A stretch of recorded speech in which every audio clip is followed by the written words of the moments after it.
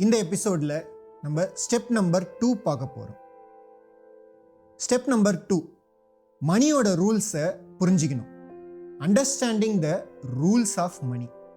நான் உங்களை ஒரு கேள்வி கேட்குறேன். செஸ் போர்டில் ஒரு கிங், ஒரு குயின், 2 ரூக்ஸ், 2 பிஷப், 2 நைட், 8 பான்னு வெரைட்டி ஆஃப் செஸ் பீஸ் இருக்கும். இந்த செஸ் பீஸோட ரூல்ஸ் தெரியாமல் உங்களால் செஸ் விளையாடிட முடியுமா?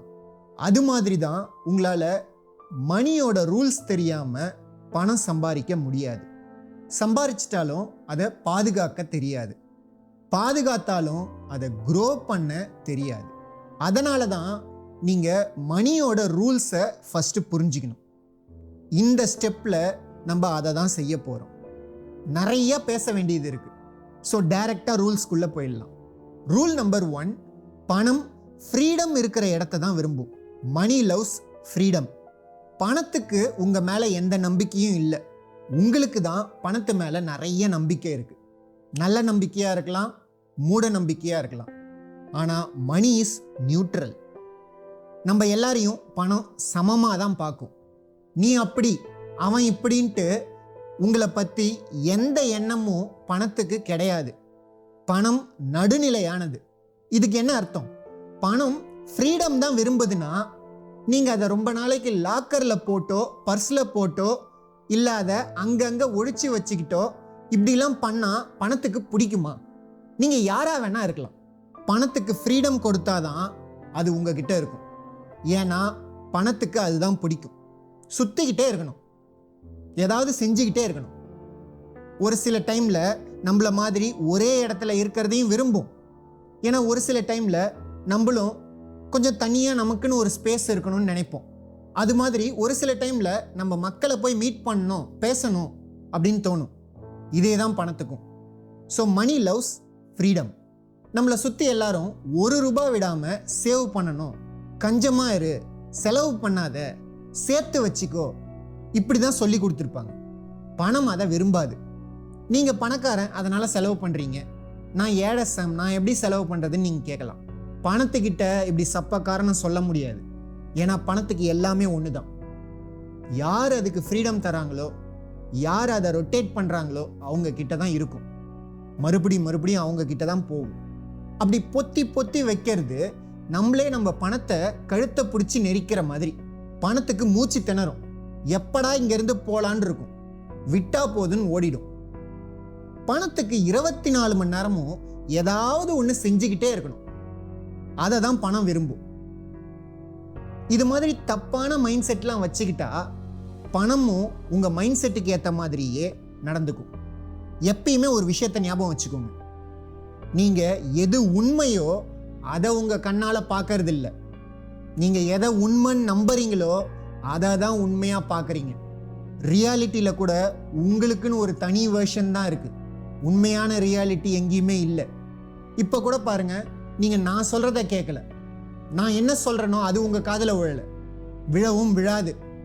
நீங்கள் எதை கேட்கணும்னு விரும்புகிறீங்களோ அதுதான் உங்கள் காதில் விழும்.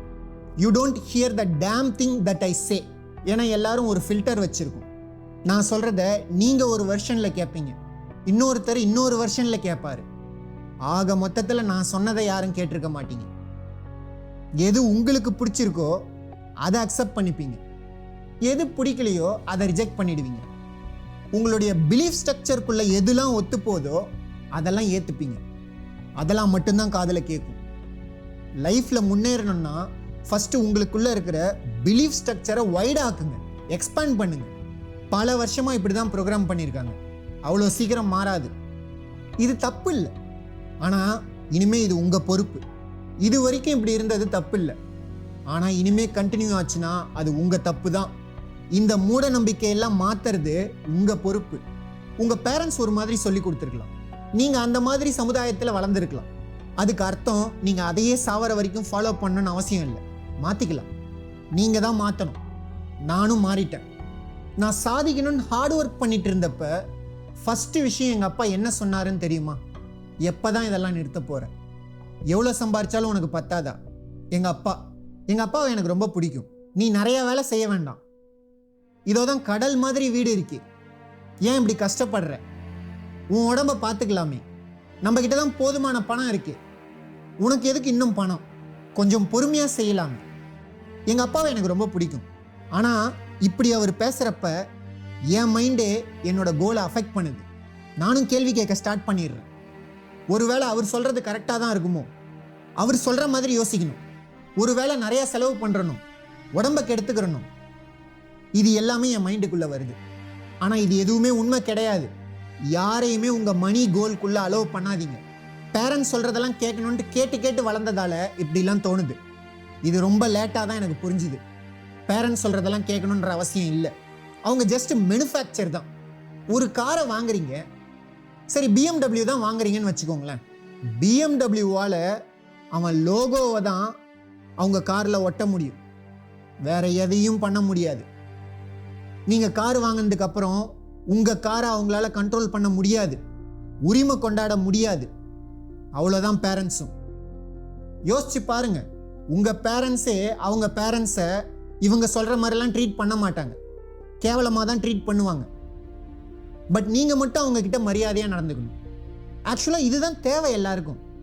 ஆனால் நான் இதை பற்றிலாம் பேசிடக்கூடாது. அது எப்படி சொல்லலாம் பேரண்ட்ஸை பற்றி தப்பா? நான் சொல்லுவேன், உண்மையை சொல்லுவேன். இந்த உலகத்தில் எதுவுமே தப்பு சரி கிடையாது. உனக்கு சரின்னு படுற எல்லாமே சரிதான். நான் சொல்கிறேன், நீ எது பண்ணாலும் அது எல்லாமே கரெக்ட் தான். தைரியமாக பண்ணு, எது வேணா பண்ணு. முக்கியமாக யாரும் செய்யாத பண்ணுறேன்னா நான் சப்போர்ட் பண்ணுறேன். தைரியமாக பண்ணு. உனக்குள்ள எதையோ பண்ணுறேன்னா எதை வேணா பண்ணு. உன்னை தாண்டி வெளியே பண்ணுறேன்னா சட்டத்தை மதித்து பண்ணு, அவ்வளோதான். ஆனால் எது வேணா பண்ணு. ஏன்னா உனக்குள்ளன்றப்ப யாரும் உன்னை கேள்வி கேட்க மாட்டாங்க. உனக்கு வெளியிலன்றப்ப சட்டத்தை மதித்து தான் ஆகணும். அதுக்காக சட்டத்தை மதித்து பண்ணு. எது நியாயம்னு படுதோ அதை பண்ணு. வெளியில் கேட்க வேண்டாம், சட்டத்தை பார்க்க வேண்டாம். எது நியாயம்னு படுதோ பண்ணு. 100% அது சட்டத்துக்கு கட்டுப்பட்டு தான் இருக்கும். அதனால் தைரியமாக பண்ணு. நம்ம யாருமே கெட்டதை பண்ணுறதுக்காக உருவாகலை. நம்ம யாருக்குமே கெட்டதை பண்ணுன்ற எண்ணமும் இல்லை. அதனால் தைரியமாக பண்ணு. அதோட விடலை எங்கள் அப்பா. ரொம்ப பெருசாக வளர வேண்டாம், ரொம்ப ஃபேமஸ் ஆக வேண்டாம். நம்ம குடும்பத்துக்கு இது செட் ஆகாது. நீ பண்ணுறது எல்லாமே தகுதிக்கு மீறின ஒன்று. எனக்கு பயமாக இருக்குது, இதெல்லாம் பண்ணாத, பெருசாக பிரச்சனை வந்துடும். யாராவது ஏதாவது சொல்லிட்டா குடும்பத்தோட தூக்கு போட்டுக்க வேண்டித்தான். ஒன்று நல்லா தெரிஞ்சுக்கோங்க, நான் சாவர வரைக்கும் எங்கள் அப்பாவை நான் லவ் பண்ணுவேன். ஆனால் இதெல்லாம் மதிக்கணுன்ற அவசியம் இல்லை. இப்படி ஏதாவது பேசிக்கிட்டே இருந்தாருன்னா, இப்படிலாம் பேசினா உங்ககிட்ட நான் பர்மனெண்ட்டாக பேசவே மாட்டேன்னு சொல்லிடுவேன். அதை சொன்னதும் என்ன பண்ணுவார் தெரியுமா? சரி சரி உன் இஷ்டம், உனக்கு தெரியும் எது நல்லது கெட்டது அப்படின்னு சொல்லிட்டு போயிடுவார். எல்லாமே நார்மல் ஆகிடும். நீங்கள் தான் உங்களை சுற்றி இருக்கிறவங்கள எஜுகேட் பண்ணணும். ஒரு சில டைமில் இதெல்லாம் பண்ணணும். இப்படிலாம் என்கிட்ட பேசுகிற வேலை வச்சுக்காதீங்கன்னு டைரெக்டாக சொல்லிடுங்க. காயப்படுத்துறதுல தப்பு இல்லை, இல்லைன்னா காலம் பூரா நீங்கள் காயப்படணும். இவங்க சொல்கிறதெல்லாம் லிசன் பண்ண ஆரம்பிச்சிங்கன்னா மேபி ஃபஸ்ட் டைம் அதை இக்னோர் பண்ணிடுவீங்க.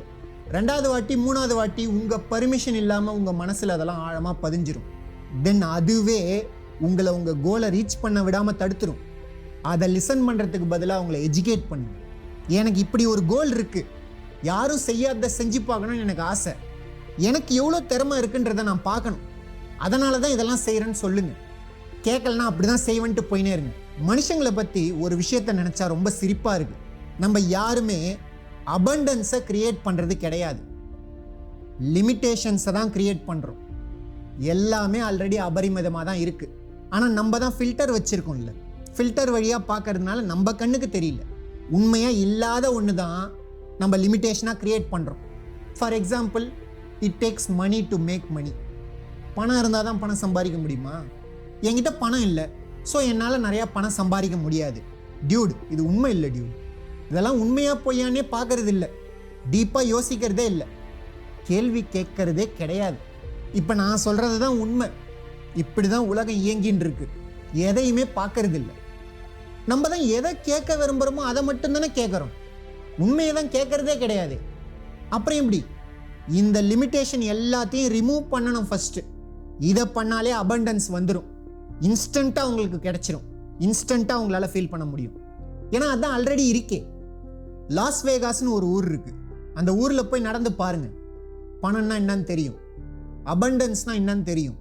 உங்களுக்கு பணத்து மேலே இருக்கிற சந்தேகம்லாம் காணாமல் போயிடும். அங்கே இருக்கிற கேசினோக்கு போய் பாருங்கள். நல்ல லக்ஸரி ஷாப்பிங் மால்லாம் இருக்கும், அங்கே நடந்து போய் பாருங்க. ஏகப்பட்ட பணம் ஃப்ளோ ஆகிட்டே இருக்கும். எங்கே பார்த்தாலும் பணம் சத்தமாக கேட்கும், எங்கே பார்த்தாலும் பணம் வாசனையாக இருக்கும். போய் ஃபீல் பண்ணுங்க, அதெல்லாம் எக்ஸ்பீரியன்ஸ் பண்ணுங்க. அப்போ தான் தெரியும் எல்லாமே ஆல்ரெடி இருக்கு, நம்ம தான் லிமிட் பண்ணி வச்சிருக்கோம். லாஸ் வேகாஸ் தான் அபண்டன்ஸ்க்கு பெஸ்ட் எக்ஸாம்பிள். பட் மக்கள் அதை பார்க்கறதே இல்லை. அவங்களோட ஃபோக்கஸ் எல்லாமே லேக் ஆஃப் மணியில் தான் இருக்குது. நீங்கள் நினச்சா எவ்வளோ பணம் வேணால் சம்பாதிக்கலாம் தெரியுமா? வந்து பாருங்க, காம்படிஷனே இருக்காது. காரணம் 99% ஆஃப் பீப்புள் இப்படி பணத்தை பற்றின லிமிட்டிங் பிலீஃப்ஸோடு தான் வாழ்கிறாங்க. அவங்க கிட்ட போய் டியூட் நிறைய பணம் இருக்குது, எங்கே என் கண்ணுக்கு தெரியவே இல்லையே, டியூட் தோ இருக்கு, ஐயோ எங்கப்பா வெள்ளை பேப்பர் தான் இருக்குது, என் கண்ணுக்கு தெரியலையே. ஃபில்டர்ஸ். அதனால தான் சொல்கிறேன், காம்படிஷனே இருக்காது. எல்லாம் அந்த ஃபில்டரை போட்டு தான் சுற்றின்னு இருக்காங்க. அந்த ஃபில்டரை மட்டும் ரிமூவ் பண்ணுறீங்க. இன்ஸ்டாகிராமில் ஃபில்டரை ஆஃப் பண்ணுவீங்கல்ல, அந்த மாதிரி ஆஃப் பண்ணிடுங்க. அதையும் மீறி வாங்க டியூட் தோ தான் இருக்குது, வாங்க 2 பேரும் சம்பாதிக்கலான்னு சொன்னால் அது ஃபேக், அது ஏமாத்து வேலை, ஸ்கேம். வேலை செய்யாமல் போயிட்டா அவங்களால பார்த்தாலும் பார்க்க முடியாது, கண்ணுக்கு ஏத்தாப்லே தான் இருக்கும், தெரியாது. மேஜிக். எல்லாம் அந்த பிலீஃப் ஃபில்டர்ஸ் பண்ணுற வேலை. நான் ஒரு ஸ்ட்ராங்கான மெசேஜ் உங்களுக்கு சொல்கிறேன். ஃபஸ்ட்டு வாழ்க்கையில் எதை பற்றியும் கவலைப்படாதீங்க, யாரை பற்றியும் கவலைப்படாதீங்க. Mind your own business. உங்கள் வேலையை பாருங்க. அடுத்தவனை தூக்கி விடுறது உங்கள் வேலை கிடையாது.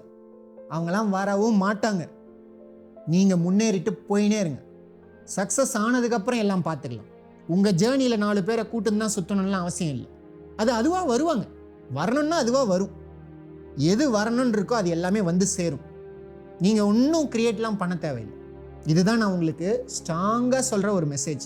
நோட் பண்ணி வச்சுக்கோங்க. Mind your own business. இதுதான் சக்ஸஸ் மந்த்ராவே. எவன் ஒருத்தவன் தனக்குத்தானே உதவ முன் வரலையோ அவனுக்கெல்லாம் நான் ஹெல்ப் பண்ணவே மாட்டேன். கண்ணுக்கு ஏத்தாப்லே போய் சேர்ந்தாலும் போடான்ட்டு விட்டுருவேன். தப்பு இல்லை, நான் ஹெல்ப் பண்ண மாட்டேன், நீங்களும் பண்ணக்கூடாது. அதனால தான் சொல்கிறேன், மைண்ட் யுவர் ஓன் பிஸ்னஸ். காரணம் யூஸே இல்லை, ஹெல்ப் பண்ணியும் எந்த யூஸும் இருக்காது.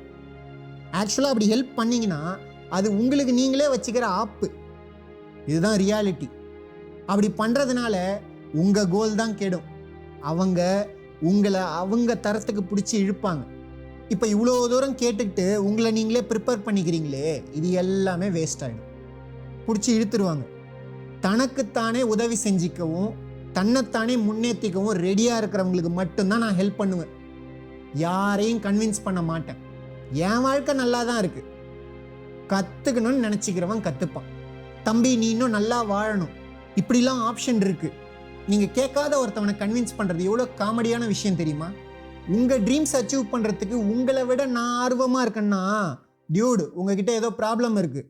ரூல் நம்பர் 2, பணம் வேகத்தை தான் விரும்பும். மணி லவ்ஸ் ஸ்பீடு. இதுக்கு அர்த்தம் கண்ட மேனிக்கு கேர்லெஸ்ஸாக பேட் இன்வெஸ்ட்மெண்ட் பண்ணணுன்றது இல்லை. அந்த ஸ்பீடை பற்றி நான் பேசலை. பணம் வேகமாக இம்ப்ளிமெண்ட் பண்ணுறதை விரும்பும். எதையாவது கற்றுக்கிட்டா உடனே இம்ப்ளிமெண்ட் பண்ணிடணும். எவ்வளோ ஃபாஸ்ட்டாக இம்ப்ளிமெண்ட் பண்ண முடியுமோ அவ்வளோ ஃபாஸ்ட்டாக பண்ணணும். இதுதான் முக்கியம். எத்தனை பேர் உலகம் ரொம்ப ஃபாஸ்ட்டாக மாறிக்கிட்டு வருதுன்றதை ரியலைஸ் பண்ணுறீங்க? லாஸ் வேகாஸில் பிளானட் ஹாலிவுட்னு ஒரு இடம் இருக்குது. அங்கே ஒரு பார் இருக்குது. ரொம்ப இன்ட்ரெஸ்டிங்கான ஒரு விஷயம். அதுக்கு 2 வழி இருக்குது. ஒரு வழி குட்டியாக இருக்கும், அதில் ஒரு பார் டெண்டர் உக்காந்துட்டு இருப்பான். இன்னொரு வழி 2-3 மடங்கு பெருசாக இருக்கும். அந்த வழி உள்ள போனீங்கன்னா ஒரு ரோபோ இருக்கும். அந்த ரோபோ பார் டெண்டர் வேலை பார்த்துட்டு இருக்கும். காக்டைல் மாக்டைல் எல்லாத்தையும் ஊற்றி கொடுக்கும். அந்த பார் டெண்டர் கிட்ட யாருமே போக மாட்டாங்க. ஆனால் அந்த ரோபோவை சுற்றி எப்பயுமே 10-20 பேர் செல்ஃபி எடுத்துக்கிட்டு ட்ரிங்க்ஸ் ஆர்டர் பண்ணிக்கிட்டு தான் இருப்பாங்க. அந்த ரோபோவையும் பார் டெண்டரையும் மாற்றி மாற்றி பார்க்கும்போது கண்டிப்பாக தெரியும் அந்த பார் டெண்டருக்கு வேலை போயிடும்ட்டு. எல்லாமே ஃபாஸ்ட்டாக மாறிட்டு வருது. உங்களுக்கு எவ்வளோ தெரியுன்றது முக்கியம் இல்லை, எவ்வளோ வேகமாக கற்றுக்கிட்டு எவ்வளோ சீக்கிரமாக மாற்றிக்கிறீங்கன்றது தான் முக்கியம். ஃப்யூச்சரில் 2 டைப் ஆஃப் கம்பெனிஸ் தான் இருக்க போகுது. ஒன்று டெக், இன்னொன்று நான் டெக். உலகத்தில் ஒவ்வொரு கம்பெனியும் டெக்னாலஜி கம்பெனியாக மாறதான் போகுது. நீ விவசாயியாக இரு, இல்லை யாராக வேணா இரு, டெக்னாலஜி தெரியலன்னா உன்னால் பிழைக்க முடியாது. சாம், நீங்கள் எப்படி விவசாயியை பார்த்து இப்படி சொல்லலாம்? டேய், நானாவது அவங்களுக்கு உண்மையை சொல்கிறேனேடா. இப்போ இருக்கிறவங்க லைஃப் ஏதோ வாழ்ந்துட்டு போயிடலாம். நான் அவங்கள பற்றி பேசலை. இனிமேல்ட்டு விவசாயம் பண்ணணுன்னு வர்றவங்க ஃபஸ்ட் டெக்னாலஜி கற்றுக்கோங்க. கற்றுக்காமல் வராதிங்க. இதெல்லாம் நீங்கள் புரிஞ்சுக்கணும்னு எனக்கு ரொம்ப ஆசை. ஆனால் எதுவுமே என் கண்ட்ரோலில் இல்லை. சாஃப்ட்வேர் கம்பெனி மட்டும்தான் டெக்னாலஜி யூஸ் பண்ணணும்னு நீங்கள் நினைக்கிறீங்களா? கண்டிப்பாக இல்லை. மேனுஃபேக்சர் டெக்னாலஜி யூஸ் பண்ணுவாங்களா? ரீட்டைல் பிஸ்னஸ் டெக்னாலஜி யூஸ் பண்ணுவாங்களா? இப்படி நீங்கள் கேட்கலாம். அப்சல்யூட்லி. டெக் இல்லை நோ டெக், அவ்வளோதான். எல்லாமே வேகமாக மாறிட்டு வருது. ஸ்டாட்டிஸ்டிக்ஸ் என்ன சொல்லுதுன்னா 50%க்கும் மேலே மக்கள் பேச்செக் டு பேச்செக் லைஃப் தான் வாழ்கிறாங்க. சம்பாதிக்கிற சம்பளத்தை அப்படியே செலவு பண்ணிட வேண்டியது தான். இப்போலேருந்து 5 வருஷத்தை யோசிச்சு பாருங்க.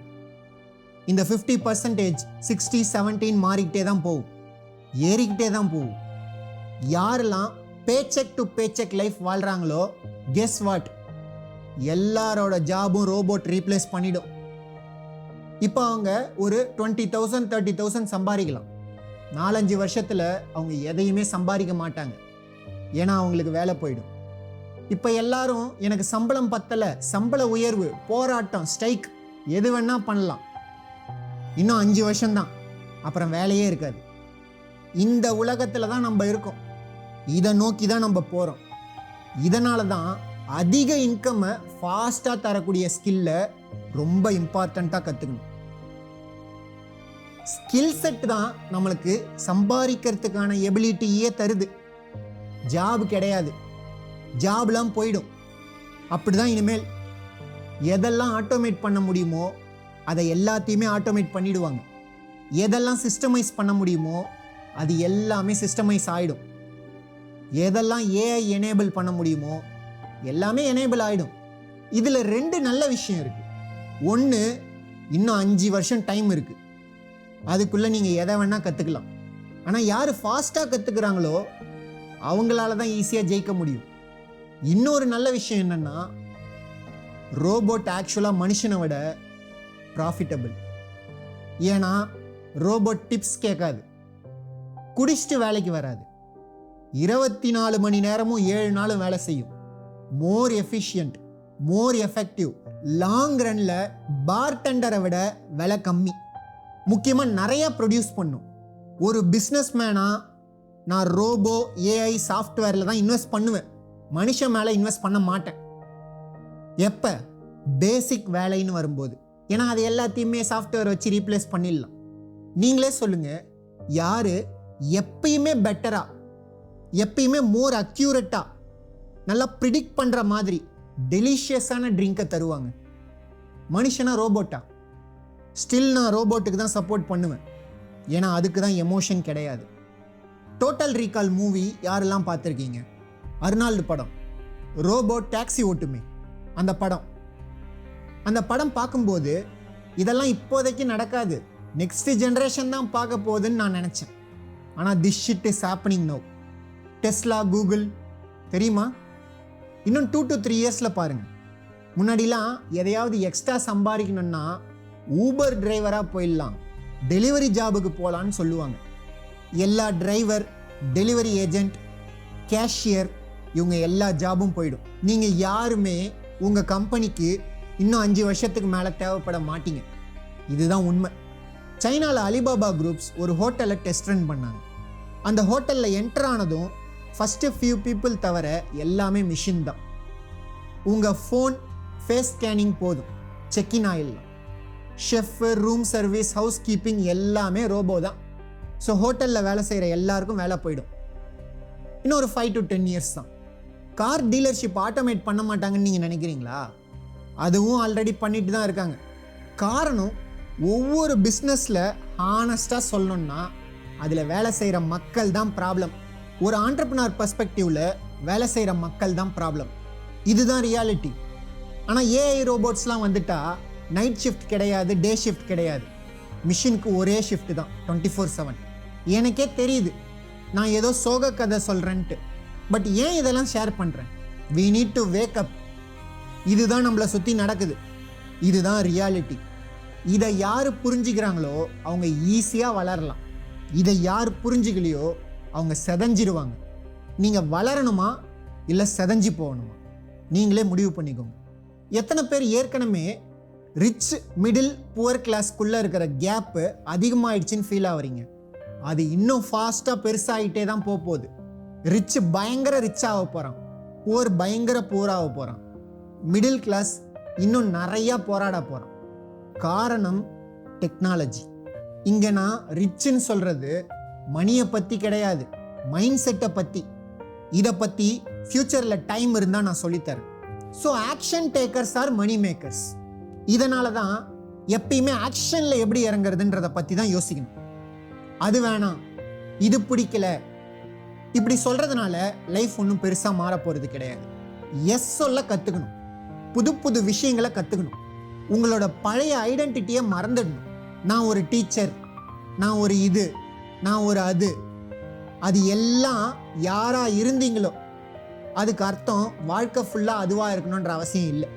5 வருஷத்துக்கு ஒரு வாட்டி உங்களை நீங்களே புதுசாக உருவாக்கணும். வயசுக்கும் இதுக்கும் எந்த சம்மந்தமும் இல்லை. எனக்கு 50 வயசு ஆயிடுச்சு, எனக்கு 60 வயசு ஆயிடுச்சுன்னு என்கிட்ட சொல்லாதீங்க. அது எதுவுமே ஒரு தடை இல்லை. யார் தன்னை அப்கிரேட் பண்ணிக்கிறாங்களோ அவங்க வளர்றாங்க, யார் மாற்றிக்கலையோ அவங்க அப்படியே காணாமல் போயிடுறாங்க. ஆனால் இது ஒரு பெரிய விஷயமே இல்லை, ஜஸ்ட் சாய்ஸ் தான், வெறும் சாய்ஸ். எதை சூஸ் பண்ணுறீங்களோ அதுவாக தான் நீங்கள் ஆவறீங்க. நான் அன்கம்ஃபர்டபுளாக இருந்தாலும் பரவாயில்ல, வளர ட்ரை பண்ணுவேன். எனக்கு டெக்னாலஜி கற்றுக்க ரொம்ப கஷ்டமாக தான் இருந்துச்சு. இன்ஃபேக்ட் ஏகப்பட்ட மணியை இழந்தேன் டெக்னாலஜியில். பட் இப்போ நான் நல்லாவே புரிஞ்சுக்கிட்டேன். So action takers are money makers. ஏன்னா மணி ஸ்பீடை தான் லவ் பண்ணும். யார் ஸ்பீடை இம்ப்ளிமெண்ட் பண்ணுறீங்களோ அவங்க தான் ஸ்பீடாக வெல்த்தை கிரியேட் பண்ணுறாங்க. ரூல் நம்பர் 3, யார் அப்ரிஷியேட் பண்ணுறாங்களோ அவங்கள தான் மணிக்கு ரொம்ப பிடிக்கும். எப்படி ஒரு லவ்வர் தன்னோட லவ்வை அப்ரிஷியேட் பண்ணணும்னு எதிர்பார்க்குறாங்களோ அப்படி தான் மணியும்.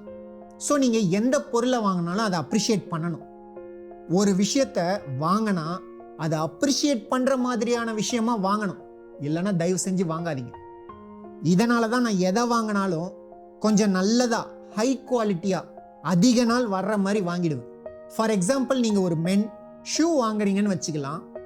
வாங்குறீங்க, ஒரு நல்ல ஹை குவாலிட்டி ஷூ வாங்கிக்கோங்க, ரொம்ப நாள் வர்ற மாதிரி வாங்கிக்கோங்க. அதை விட்டுட்டு சீப் ஷூ வாங்கிட்டு அதை மதிக்காமல் தூக்கி போடுறது வேஸ்ட். ஃபார் லேடிஸ் குவாலிட்டியான ஹேண்ட்பேக் வாங்கிக்கோங்க. நீங்கள் யாராக வேணா இருக்கலாம், பட் குவாலிட்டியாக வாங்கிக்கோங்க. ஹெம்ஸ், லூயி விட்டான், கூச்சி, ப்ராடா, ஃபெண்டி, சேனல், இப்படி எது வேணுமோ அதை வாங்கிக்கோங்க. எதுவுமே தப்பு கிடையாது. உங்கள் கரண்ட் சுச்சுவேஷன் எப்படி வேணா இருக்கலாம், பரவாயில்ல, வாங்கிக்கோங்க. அதிகமாக காசு கொடுத்து வாங்கும்போது நல்லா கேர் பண்ணுவீங்க. ஸோ எது வாங்கினாலும் அதில் இருக்கிற கம்ஃபர்ட்டை அப்ரிஷியேட் பண்ணுங்க. டேக் இட் ஃபார் கிராண்டட் மாதிரி வாழாதீங்க. அப்ரிஷியேட் பண்ணணும்னே நல்ல ரெஸ்டாரண்ட்டுக்கு போய் அந்த எக்ஸ்பீரியன்ஸை அப்ரிஷியேட் பண்ணுங்க. கொஞ்சம் ஃபாஸ்ட்டாக போகலாம். ரூல் நம்பர் 4, பணம் அட்டென்ஷனை விரும்பும். பொதுவாக எல்லாருமே பணத்தை இக்னோர் பண்ணுவாங்க. நான் பணம் சொல்கிறது கேஷை பற்றி இல்லை, உங்கள் ஃபைனான்ஸை பற்றி, உங்கள் ஃபைனான்ஷியல் ஸ்டேட்மெண்ட் பற்றி. நான் சொல்கிறத யோசிங்க. உங்கள் லவ்வர்கிட்ட போய் வருஷத்தில் ஒன்று ஒரு வாட்டி தான் பார்ப்பேன், இப்படி சொன்னால் எத்தனை நாளைக்கு உங்கள் ரிலேஷன்ஷிப் நீடிக்கும்? ஆனால் பணம்னு வர்றப்ப இதை தான் நம்ம எல்லாரும் செஞ்சிட்ருக்கோம். நீங்கள், நான், எல்லாருமே வருஷத்துக்கு ஒரு வாட்டி புக் கீப்பரோ அக்கௌண்டண்ட்டோ ஆடிட்டரையோ பார்க்குறோம். இந்தாங்க, இதுதான் என் குப்பை, இதை வச்சுட்டு எதையாவது பண்ணுங்க. கார்ப்பரேட் ஜாப்னா இதுவும் கிடையாது, ஏன்னா கம்பெனியே டேக்ஸ் ஃபைல் பண்ணிடும். ஏதாவது லோன் அப்ளை பண்ணும்போது தான் ஃபார்ம் 16, பே ஸ்லிப்பு இதெல்லாம் உங்களுடைய டேஷ்போர்ட்லேருந்து டவுன்லோட் பண்ணுவீங்க. அது வரைக்கும் அது இருக்கா இல்லையான்னு கூட தெரியாது. கொஞ்சம் நல்ல பிஸ்னஸ் ஓனர்னா ஈச் குவார்ட்டர் ட்ராக் பண்ணுவாங்க. இல்லை இன்னும் நல்ல பிஸ்னஸ்னா ஈச் மந்த்து கூட ட்ராக் பண்ணுவாங்க. ஆனால் நீங்கள் ஒரு பிஸ்னஸ் ஓனர்னா எழுதி வச்சுக்கோங்க, ஒவ்வொரு நாளும் உங்கள் ஃபைனான்ஸை மானிட்டர் பண்ணணும். காலையில் அதுதான் ஃபஸ்ட்டு ஜாபாக இருக்கணும். எங்கேயாவது எழுதி கூட ஒட்டி வச்சுக்கோங்க. வேர் அட்டென்ஷன் கோஸ் எனர்ஜி ஃப்ளோஸ், ரிசல்ட் ஷோஸ். எழுதி வச்சுக்கோங்க. எங்கே உங்களோட அட்டென்ஷன் போதோ அங்கே தான் எனர்ஜி ஃப்ளோ ஆகும். எங்கே எனர்ஜி ஃப்ளோ ஆகுதோ அங்கே தான் ரிசல்ட் கிடைக்கும். இதனால தான் உங்கள் அட்டென்ஷன் டெய்லி உங்களுடைய ஃபைனான்ஷியல் ஸ்டேட்மெண்ட்டுக்கு தரணும். டைம் ஸ்பெண்ட் பண்ணுங்க, மணியை கவுண்ட் பண்ணுங்க, ஃபினான்ஷியல் ஸ்டேட்மெண்ட் எல்லாத்தையும் பாருங்க. உங்களுக்கு பிடிக்கலனாலும் செய்யலாம், தப்பு இல்லை. பேலன்ஸை பார்த்தாலே கோபமாக கூட இருக்கலாம், மைனஸில் கூட இருக்கலாம், ஏகப்பட்ட கடன் இருக்கலாம், எப்படி கடனை அடைக்கிறதுனே தெரியாமல் இருக்கலாம். எல்லா கடனையும் லிஸ்ட் பண்ணுங்க. எவ்வளோ லோனு, எவ்வளோ மந்த்லி எக்ஸ்பென்ஸ், எவ்வளோ இஎம்ஐ, ஹவுசிங் ஃபைனான்ஸ் எவ்வளோ, எல்லாத்தையும் அக்யூரேட்டாக லிஸ்ட் பண்ணுங்க. இதோ இங்கே ஒரு 10,000, அங்கே ஒரு 50,000, இப்படி லிஸ்ட் பண்ண சொல்லலை. அக்யூரேட்டான நம்பரை எழுதுங்க, எல்லாத்தையும் நோட் பண்ணுங்க. அப்போ தான் முழு கதையும் தெரியும். அதை பாருங்க. ஓ, இது கூட தான் நம்ம போராடிட்டு இருக்குமான்ட்டு ரியலைஸ் பண்ணுவீங்க. அப்போ தான் எதை ஃபஸ்ட்டு தீர்த்து கட்டலான்னு முடிவு பண்ணுங்க. லோனை சொல்கிறேன், எனக்கு நல்லா தெரியும் இது செமையாக பெயின்ஃபுல்லாக தான் இருக்கும். எனக்கும் பயங்கர கஷ்டமாக தான் இருந்துச்சு. வாழ்க்கையை இப்படி மிஸ்அப் பண்ணி வச்சுருக்கோமே, ஃபைனான்ஸை பார்க்காம போயிட்டோமேன்னு பயங்கரமாக கஷ்டமாக இருக்கும். பட் எக்ஸாக்டாக தெரிஞ்சுக்கிட்டு ஒன்று ஒன்றா அடைக்கும் போது டிக் டிக் டிக் எவ்வளோ சந்தோஷம் வரும் தெரியுமா? அதெல்லாம் எக்ஸ்பீரியன்ஸ் பண்ணாதான் தெரியும். நான் பண்ணியிருக்கேன். எனக்கு இந்த கேம் பிடிச்சிருக்கேன்னு ஃபீல் கிடைக்கும். ஃபைனான்ஸை நான் செமையாக மேனேஜ் பண்ணுறேன்ற ஃபீல் கிடைக்கும். எல்லாமே பாசிபிள்னு தோணும். பெரிய கடனெல்லாம் அடைக்கிறத விட்டுட்டு எது உங்களால் இம்மீடியட்டாக அடைக்க முடியுமோ அதை அடைங்க. இது ஃபைனான்ஷியல் அட்வைஸ், தப்பான அட்வைஸாகவே இருந்துட்டு போகுது. நான் சொல்கிறது லாஜிக்காக தப்பாக கூட இருக்கட்டும். பட் இது மைண்ட் கேம். நம்மலாம் எமோஷ்னல் பீயிங், லாஜிக்ஸை வச்சு வாழலை. எது நமக்கு நல்ல எமோஷன்ஸை தருதோ அதை ஃபஸ்ட்டு காலி பண்ணுங்க. எது தரும்? கடன் அடைஞ்சிருச்சு, டிக். அந்த டிக்கு தான் நமக்கு சந்தோஷத்தை தரும். அதை செய்யுங்க. எதுக்கு ஈஸியாக உங்களால் டிக் பண்ண முடியுமோ அதை ஃபஸ்ட்டு காலி பண்ணுங்க. எல்லாம் நம்ம கிரியேட் பண்ண மெஸ் தானே, ஈஸியாக சரி பண்ணிடலாம். எந்த கவலையும் படாதீங்க. இதோ இப்படி தட்டி விடும்போது போயிடும். உங்களுக்கு போகாமல் யாருக்கு போக போகுது? நீங்கள் சந்தோஷமாக வாழாமல் யார் சந்தோஷமாக வாழ்ந்துட போகிறாங்க? நீங்கள் வேலையில் இருந்தாலும் இதை கண்டிப்பாக பண்ணலாம். சாம், எனக்கு பிஸ்னஸ்லாம் இல்லைன்னு சொல்லக்கூடாது. அதே இஎம்ஐ தான், அதே சேல்ரி தான், மாதம் மாதம் என்னத்தை பார்க்குறதுன்னு கேட்கக்கூடாது. உங்கள் அக்கௌண்டன்ட் இல்லை ஒய்ஃபு, ஃப்ரெண்ட்ஸு, பேரண்ட்ஸுக்கிட்ட அதை பற்றி பேசுங்க. ஒவ்வொரு மாதமும் பேசுங்க. இங்கே முக்கியம் மணி கிடையாது, மணியை பற்றின கான்வர்சேஷன் தான். ஒரே ஒரு இன்கம் சோர்ஸ் தான் உங்களுக்கு இருந்தாலும் பேச ஸ்டார்ட் பண்ணுங்க. ஒரு கோடீஸ்வரன் பணத்தை பற்றி எப்படி பேசுவானோ அப்படி பேச ஸ்டார்ட் பண்ணுங்க. ஆனால் எப்பயும் உங்கள் கூடவே பேசிக்காதீங்க. ஃபைனான்ஸ் பற்றி நல்லா தெரிஞ்சவங்க கிட்ட பேசுங்க. அது ஒரு அக்கௌண்டண்ட்டாக இருக்கலாம், புக் கீப்பராக இருக்கலாம், சிஏவாக இருக்கலாம். முடிஞ்சால் அவங்கள ஹையர் பண்ணுங்க. உங்களை ரிச்சாக ஆக்க போகிறதே அவங்க தான். அவங்கள ஹையர் பண்ணுறதுக்கும் நீங்கள் எவ்வளோ சம்பளம் வாங்குறீங்க, என்ன பிஸ்னஸ் பண்ணுறீங்க, என்ன இன்கம் வருது, இது எதுக்கும் சம்பந்தமே கிடையாது. பணத்துக்கு தேவையான அட்டென்ஷனை கொடுங்க. ரூல் நம்பர் 5, பணம் அதிக எனர்ஜியை தான் விரும்பும். அதிகமாக சம்பாதிக்கிறவங்கள கவனிச்சிருக்கீங்களா? ஹை எனர்ஜிலேயே இருப்பாங்க. கம்மியாக சம்பாதிச்சவங்க சொங்கி மாரி இருப்பாங்க. ஏன் அதிகமாக சம்பாதிக்கிறவங்க அதிக எனர்ஜியோடு இருக்காங்கன்னா, காரணம் அதிக எனர்ஜி அதிக அட்டென்ஷனை அட்ராக்ட் பண்ணும். அதனால் நியூ ஆப்பர்ச்சுனிட்டியை நிறைய கவர்ந்து இழுப்பாங்க. அதனால் பணம் சம்பாதிப்பாங்க. அதனால் ரிச் ஆகலாம். நீங்கள் ஒருத்தவங்க கூட பேசுகிறீங்க, அவங்க ஒரு ஐடியாவை ரொம்ப எக்ஸைட்டடாக உங்ககிட்ட ஷேர் பண்ணுறாங்க. உங்களையும் ஈஸியாக எக்ஸைட் ஆக வச்சிருவாங்க. உங்களுக்கும் அந்த எனர்ஜி தொத்திக்கும். அவங்கள மாதிரி நீங்கள் மாறிடுவீங்க. அவங்க யாராக வேணா இருக்கலாம். உங்கள் எம்ப்ளாயி இல்லை உங்கள் சிஇஓவை கூட இருக்கலாம். அது முக்கியம் இல்லை. ஆனால் உங்களுக்கு எப்பயுமே ஹை எனர்ஜி தேவை. அது இருந்தால் எப்பயுமே ப்ரொடக்டிவாக இருக்கலாம், நிறைய வேலை செய்யலாம், நிறைய சம்பாதிக்கலாம். ஏன்னா கம்மி டைமில் நிறைய வேலையை செய்ய முடியும். அப்போ சீக்கிரமாக பணம் சம்பாதிக்க முடியும். அதை விட்டுட்டு காலையில் ஏஞ்சிட்டு உங்கள் டு டூ லிஸ்ட்டை பார்த்துட்டு, அதாவது இன்றைக்கி என்ன செய்யணுன்றதை பார்த்துட்டு, ஐயோ காஃபி வேணும், தலை சுற்று. இன்னும் சில பேர் எழுந்திரிப்பாங்க, இன்றைக்கி நிறைய வேலை இருக்குன்னு தெரிஞ்சதும் அப்போ நமக்கு எதுக்கு வம்புன்னு தூங்கிடுவாங்க. பணம் வராது. ஒரு சிலரால் மட்டும்தான் ஹை எனர்ஜியோட பர்ஃபார்ம் பண்ண முடியும்ன்ட்டு நீங்களாம் நினச்சிக்கூடாது. ஹை எனர்ஜின்றது பர்த் ரைட்லாம் கிடையாது. அது ஜஸ்ட் சாய்ஸ். சாய்ஸ்னா என்னன்னு தெரியுமா? எல்லாருக்குமே 2 ஆப்ஷன் முன்னாடி இருக்கும், ஹை எனர்ஜி, லோ எனர்ஜி. எந்த ஆப்ஷன் வேணுமோ அதை சூஸ் பண்ணிக்கலாம். அப்படின்னா எல்லாருமே ஹை எனர்ஜியில் இருக்கலாம்னு சொல்கிறீங்களா சாம் நீங்கள் கேட்கலாம். அதுக்கு ஆன்சர் எஸ். இதுக்கு என்கிட்ட ஸ்ட்ராங்கான காரணம் இருக்குது. நம்ம எல்லாருமே பார்ன் ரிச். நான் எப்படி அதை சொல்கிறேன்னா, ஒரு பிறந்த குழந்தைய பாருங்கள், எந்த குழந்தையா வேணா இருக்கட்டும், ஒவ்வொரு வாட்டியும் அழும்போது எவ்வளோ சவுண்டு வருதுன்னு பாருங்கள். கொஞ்சம் பெருசானதும் ஓடிக்கிட்டே இருப்பாங்க, அங்கேயும் இங்கேயும் இப்படி கத்திட்டு மறுபடியும் ஓடுவாங்க. பேரண்ட்ஸ் தான் அந்த குழந்தையோட எனர்ஜியை கெடுக்கிறது. ரிச்சாக பிறந்த குழந்தைய புவராக்கிறது. சத்தம் போடாத, அசிங்கமாக இருக்குது. இதெல்லாம் கேட்டு வளர வளர நம்ம ஒரு எலிக்குட்டி மாதிரி ஆயிடுறோம். சிம்பிளாக பொலைட்டாக ஓயா ஓயா ஓகே அப்படின்ட்டு லோ எனர்ஜியில் பேச ஆரம்பிச்சிடும். ஏன்னா இப்படி தான் நமக்கு சொல்லி கொடுத்துருக்காங்க. பணத்துக்கு எனர்ஜி பிடிக்கும்னா உங்ககிட்ட என்ன எனர்ஜி இருக்கணும்? High energy. காரணம், ஹை எனர்ஜின்றது சாய்ஸ். யார் வேணா எப்போ வேணா ஹை எனர்ஜிக்கு மாறலாம். So money loves energy, high energy. Rule number 6, பணம் கான்ஃபிடென்ட்டாக விரும்பும். இந்த கொஸ்டின் இந்த வீடியோவை பார்க்குற லேடிஸ்க்கு தான். உங்களில் எத்தனை பேருக்கு கான்ஃபிடென்ட்டான மென்னை பிடிக்கும்? இல்லை உங்களோட ஹஸ்பண்ட் இல்லை பாய் ஃப்ரெண்ட் கான்ஃபிடென்ட்டாக இருந்தால் பிடிக்கும்? ரொம்ப டாப் க்ரைட்டீரியா, ரைட்? பணமும் அப்படி தான். பணத்துக்கும் கான்ஃபிடென்ட்டாக இருக்கிற பர்சனை தான் பிடிக்கும், கெஞ்சிட்டு இருக்கிறவங்கள பிடிக்காது. இன்ஃபேக்ட் எனக்கும் கெஞ்சிட்டு நிறையா பேர் மெயில் அனுப்புவாங்க, டைரெக்டாக குப்பைக்கு போயிடும். நான் ட்ராஷ் பின்னு சொன்னேன். இதுக்கு நல்ல எக்ஸாம்பிளே உங்கள் பேங்க்கு தான். உங்களுக்கு எப்போ பணம் தேவைப்படுதோ அப்போ பேங்க்கில் போய் லோன் கேட்டிங்கன்னா தரவே மாட்டானுங்க. உங்ககிட்ட பணம் எப்போ அதிகமாக இருக்கோ அப்போ பேங்க்காக கால் பண்ணி உங்களுக்கு ஒர்க்கிங் கேபிட்டல் வேணுமா, 30 டைம்ஸ் லைன் ஆஃப் கிரெடிட் தரம் வச்சுக்கோங்க.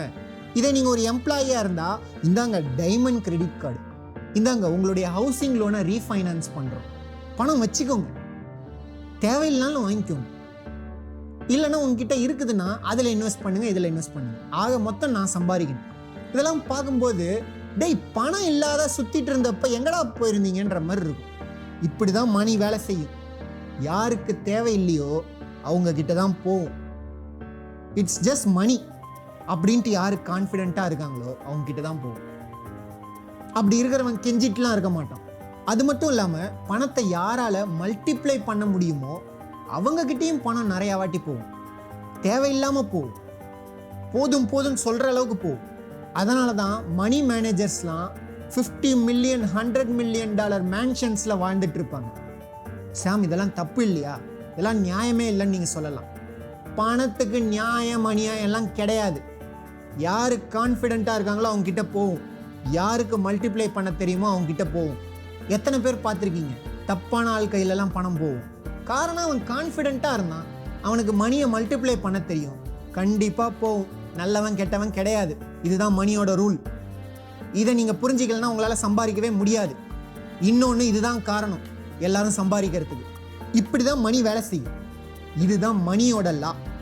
இதை ஃபாலோ பண்ணால் நீங்கள் சம்பாதிக்கலாம், பண்ணலைன்னா முடியாது. நீங்கள் லா ஆஃப் கிராவிட்டியை நம்பணும்னு அவசியமே கிடையாது.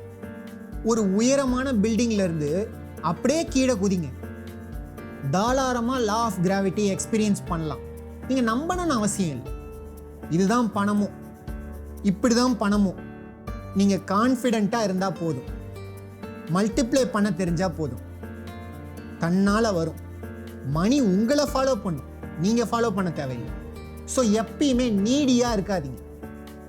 ஈவன் உங்ககிட்ட பணம் இல்லைனாலும் நல்ல 5 ஸ்டார் ஹோட்டல் லாபியில் போய் உக்காந்துக்கோங்க, அபண்டன்ஸை எக்ஸ்பீரியன்ஸ் பண்ணுங்க. நல்லா ட்ரெஸ் பண்ணிட்டு போனாலே போதும், வேறு எதுவும் தேவையில்லை. உள்ளே விடுவாங்க. கான்ஃபிடென்ட்டாக நடந்துக்கோங்க. ரூல் நம்பர் 7, பணத்துக்கு வேல்யூ தர்றவங்கள ரொம்ப ரொம்ப பிடிக்கும். கடைசியாக சொல்கிறேன்ட்டு இது ஏதோ ஆப்ஷனல் நினச்சிக்காதீங்க, இதுதான் இருக்கிறதுலே ரொம்ப இம்பார்ட்டண்ட். அதனால தான் நீங்கள் ஞாபகம் வச்சுக்கணுன்ட்டு கடைசியாக போகிறப்ப சொல்லிட்டு போகிறேன். உன் மனசுக்கு பிடிச்சதை செய், பணம் தன்னால் வரும். Do what you love, money will follow.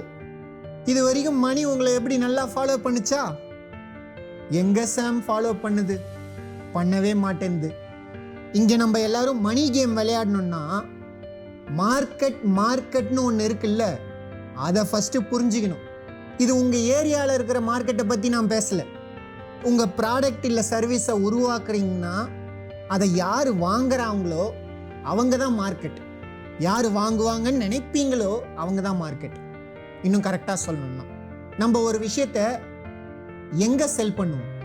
Market பிளேஸில் தான் செல் பண்ணுவோம். ஏன்னா அங்கே தான் ஆடியன்ஸ் இருக்காங்க.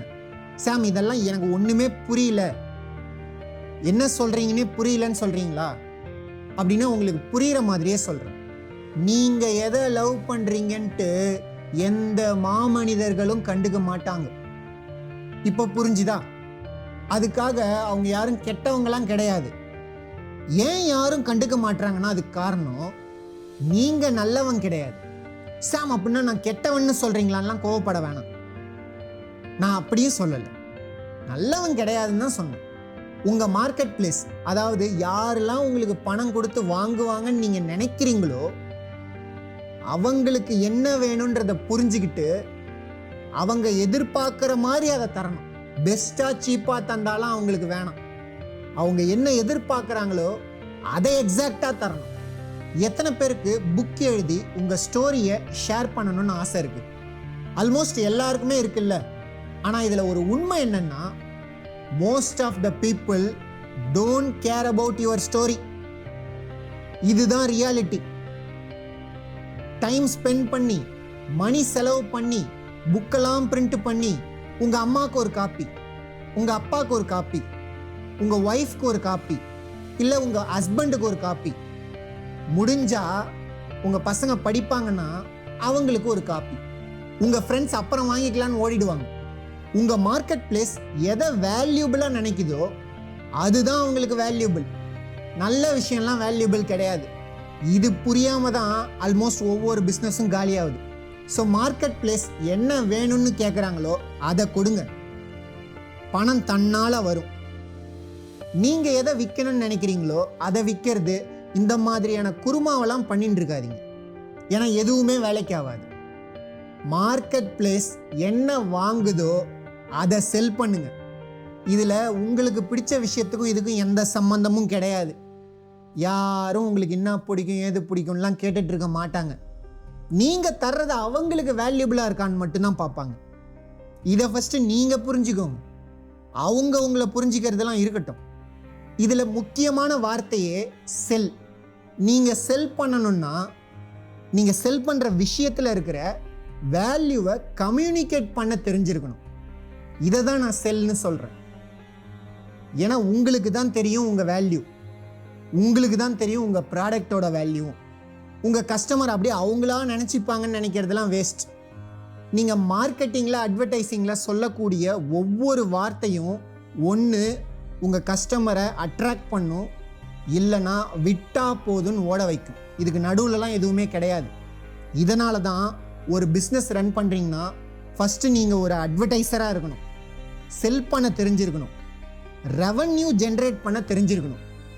அதுக்கப்புறம் தான் சிஇஓ, ஆண்டர்ப்ரனர், முதலாளி. இதெல்லாம் எவ்வளோ பெரிய கம்பெனி வேணால் ரன் பண்ணிக்கோங்க, இல்லை ஏதோ ஒரு குட்டி ஷாப் கூட வச்சுக்கோங்க. பேசிக்காக நீங்கள் ஓனராக இருக்கிறீங்களோ இல்லையோ, ஃபைனான்ஷியராக இருக்கிறீங்களோ இல்லையோ, நல்ல சேல்ஸ் பர்சனாக இருக்கணும், நல்ல அட்வர்டைஸராக இருக்கணும். பிரச்சனை நம்மளை எல்லாரும் செல் பண்ணுறது தப்புன்னு சொல்லி வளர்த்துட்டாங்க. நீங்கள் செல் பண்ணுறதை ஹேட் பண்ணுறேன்னு சொன்னால் நான் மணியை ஹேட் பண்ணுறேன்னு சொல்கிறதுக்கு அர்த்தம். யாராவது வந்து I don't want to sell, you broke, பிச்சைக்காரனா ஆயிடுவீங்க. You just sent me stuff, you broke. யாராவது அவங்க கிட்ட வந்து money is not that important இப்படி சொன்னால் யோசிச்சுட்டு யூ ப்ரோக்னு தெளிவாக சொல்லிடுவாங்க. 100% நான் கேரண்டியாக சொல்லுவேன். யாருக்கெல்லாம் செல் பண்ண பிடிக்கலையோ, இல்லை அவங்கக்கிட்ட யாரும் செல் பண்ணக்கூடாதுன்னு நினைக்கிறாங்களோ, 100% கேரண்டி தே ஆர் ப்ரோக். ஏன்னா அவங்களுக்கு வேல்யூவை கம்யூனிகேட் பண்ண தெரியல. அப்படின்னா அவங்களால எதையும் விற்க முடியாது. விற்க முடியலன்னா பணம் வராது. ஸோ கேரண்டியாக ப்ரோக். நீங்கள் செல் பண்ணுறதையும் சரி, உங்ககிட்ட யாராவது செல் பண்ணுறதையும் சரி, கண்டிப்பாக விரும்பணும். ரசிக்கணும். அப்படிதான் மணி சர்க்குலேட் ஆகும். Sales equal to income. Income வேணும்னா செல் பண்ணுங்க. எப்படி ஒரு டீல் மேக்கரா இருக்கணும்னு தெரிஞ்சுக்கோங்க. நீங்க என்ன பண்றீங்கன்ட்டு ஐ டோன்ட் கேர். பட் கண்டிப்பா எப்படி ஒரு டீல் மேக்கரா இருக்கணும்னு கத்துக்கணும். அதை கத்துக்கிட்டா பணம் வர்றதை ஸ்டாப் பண்ண முடியாது. பேசிக்கா பிஸ்னஸ்க்கு ரெவன்யூ வேணும், சேல்ஸ் நடக்கணும். பேசிக் ரெவன்யூ கூட வரலன்னா பிஸ்னஸை க்ளோஸ் பண்ணிட்டு போக வேண்டியதுதான், வேற வழியே இல்லை. சேல்ஸ் தான் ரெவன்யூவை கிரியேட் பண்ணும். நீங்க பிஸ்னஸ் ஓனரோ இல்லை எம்ப்ளாயியோ செல் பண்ண தெரிஞ்சா பொழைச்சிக்கலாம். உங்க மார்க்கெட் பிளேஸ்ல இருந்து பணம் சம்பாதிக்க ஒரே வழி வேல்யூவை அள்ளி கொடுக்கணும். நீங்க இனிமே பணத்திலலாம் ஃபோக்கஸ் பண்ண வேணாம். ஏன்னா வேல்யூ தர போறீங்கன்னா பணம் தன்னால வரும். ஸோ உங்க ஃபோக்கஸ் வேல்யூவில் தான் இருக்கணும். மக்கள் எல்லாருமே ஷாப் பண்ண விரும்புவாங்க. எல்லாருக்குமே எதையாவது புதுசாக வாங்குறதுனா ரொம்ப பிடிக்கும். ஆனால் உங்கள் ஸ்டஃப்பை வாங்க வைக்க நீங்கள் தான் வேல்யூ கொடுக்கணும். எல்லாருமே ஸ்பெண்ட் பண்ண ரெடியாக தான் இருக்காங்க. இன்னும் சொல்லப்போனால் நல்ல வேல்யூபிள் திங்ஸ் கிடைக்கும்னா கொஞ்சம் எக்ஸ்ட்ரா பே பண்ண கூட தயங்க மாட்டாங்க. ஸோ வேல்யூ கொடுங்க, பணம் தன்னால் வரும். இதுதான் 7 ரூல்ஸ் ஆஃப் மணி. இந்த கான்வர்சேஷனை முடிக்கிறதுக்கு முன்னாடி நான் ஒரு இன்ட்ரெஸ்டிங்கான விஷயத்தை ஷேர் பண்ணணும்னு நினைக்கிறேன். ரொம்ப டீப்பான கான்வர்சேஷன். இந்த பணம்ட்டு இவ்வளோ நேரம் பேசிக்கிட்டு இருந்தோமே, இது எல்லாமே ஒரு மாயை, இல்யூஷன். இந்த மொத்த வர்த்தக உலகமே ஒரு மாயை. It's just an illusion. இந்த பணத்துக்கு எந்த வேல்யூமே கிடையாது, ஜஸ்ட் பேப்பர், அவ்வளோதான். அனிமல் வேர்ல்டை யோசிச்சு பாருங்க. மான், கரடி, சிங்கம், புலி எல்லாத்தையும் யோசிச்சு பாருங்க. இது என்னோட இடம், இந்த இடம் என் பேரில் ரிஜிஸ்டர் ஆகிருக்கு. ஒரு சிங்கம் சொல்லாது என்னோட இடம் உனக்கு வேணும்னா 3 மானை கொடுத்துட்டு என் இடத்த எடுத்துக்கொண்டு ஒரு சிங்கம் சொல்லாது. இது எல்லாமே பொய். உங்களையும் என்னையும் மாதிரி யாரோ ஒருத்தவன் தான் கிரியேட் பண்ணியிருக்கான் இது எல்லாத்தையுமே. எனக்கு ப்ராப்பர்ட்டி வேணும், ஷேர் வேணும், ஸ்டாக் வேணும், இது எல்லாமே நம்ம உருவாக்குறது தான். ஆக்சுவலாக இப்படி ஒன்று கிடையவே கிடையாது. திடீர்னு ஒருத்தன் வந்து ஒரு சர்க்கிளை போட்டுட்டு இது என்னோட இடம், இப்போ இதுக்கு இவ்வளோ வேல்யூ, இதை நான் தான் செட் பண்ணுவேன், யாரோ கிரியேட் பண்ண சிஸ்டம் தான் இது. இது எல்லாமே ஒரு புல்ஷிட். அப்புறம் ஏன் சார் இவ்வளோ நேரம் இதை பற்றி டீச் பண்ணுறீங்க? ஏன்னா இந்த உலகத்தில் தான் நம்ம மாட்டிக்கிட்டோம், வேற வழியே இல்லை. இந்த கேம் தான் விளையாட கற்றுக்கணும், வின் பண்ண தெரிஞ்சுக்கணும். அதுவும் ஹையஸ்ட் லெவல் வின் பண்ணணும், ஃபஸ்ட்டு ஸ்டேஜ்லேயே இருக்கக்கூடாது. இது எல்லாமே பிஎஸ் தான். இருந்தாலும் நீங்களே உங்களுக்கு ரூல்ஸை கிரியேட் பண்ணலாம். தயவு செஞ்சு நம்புங்க, வால் ஸ்ட்ரீட் அடிக்கடி புது ரூல்ஸை கிரியேட் பண்ணிக்கிட்டு தான் இருக்குது. நான் இன்னைக்கு வேட்டையாட போகிறேன், எனக்கு தெரிஞ்ச அதில் ரிஸ்க் நிறையா இருக்குது, ஸோ இன்னொரு சிங்கத்து கூட பேசலாம். நான் வேட்டையாடிட்டு வர்ற ஒவ்வொரு பீஸ்லேயும் மாதம் உனக்கு கொஞ்சம் தரேன். சப்போஸ் நான் செத்துட்டா என் குட்டிக்கு ஒரு பெரிய பீஸாக கொடுத்து செட்டில் பண்ணிவிடு. சிங்கம் சொல்லாது, மனுஷன் செய்வான். இன்சூரன்ஸுன்ற பேரில் financial industry, stock market, real estate, இப்படி எல்லாமே போங்கு தான், எவனோ ஒருத்தவன் கிரியேட் பண்ணி விட்டது. ஒரு சிங்கம் புதுசாக ஒரு காட்டுக்கு போய் நியூ லைஃப்பை ஸ்டார்ட் பண்ணுது. திடீர்னு ஒரு என்டிட்டி வந்து நீ வேட்டையாடுற எல்லாத்துலேயும் 30% கொடுன்னு சொல்லுமா? மனுஷன் சொல்லுவான், அதுதான் டேக்ஸ். இது எல்லாமே ஒரு இல்யூஷன் தான். ஆனால் அதுக்காக கோவப்படக்கூடாது. இதுக்கு எல்லாத்துக்கும் அகெயின்ஸ்டாக ஏதாவது செஞ்சால் உங்களுக்கு தான் நஷ்டம், நீங்கள் தான் அதோட பலனை அனுபவிக்கணும். கோவப்படுறது வேஸ்ட். இந்த கான்செப்டை ஒழுங்காக புரிஞ்சுக்கிட்டு நீங்களே புது ரூல்ஸை உருவாக்கிக்கலாம். நேர்மையாக சட்டத்தை மதித்து எதை வேணால் செய்யலாம். மணி எப்படி ஒர்க் ஆகுதுன்றதை புரிஞ்சுக்கிட்டதுனால்தான் கிரிக்கெட்னு ஒரு இண்டஸ்ட்ரியே உருவாகிருக்கு. கேட்கவே காமெடியாக இல்லை? ஒரு பாலு ஒரு பேட்டை வச்சு உலகத்தையே ஏமாத்துறான். ஃபஸ்ட்டு 22 பேரை ஏமாத்தினான், அவன் வாழ்க்கையே ஏமாத்திட்டான். அடுத்தது இந்த உலக மக்களையே ஏமாத்திட்டான். அவனுக்கு லீகலாக எப்படி மணி சம்பாதிக்கணும்னு தெரிஞ்சிருக்கு, அவ்வளோதான் வித்தியாசம். முடிஞ்ச நீ தெரிஞ்சிக்கோ, அவனை போய் திட்டின்னு இருக்கிறது வேஸ்ட்.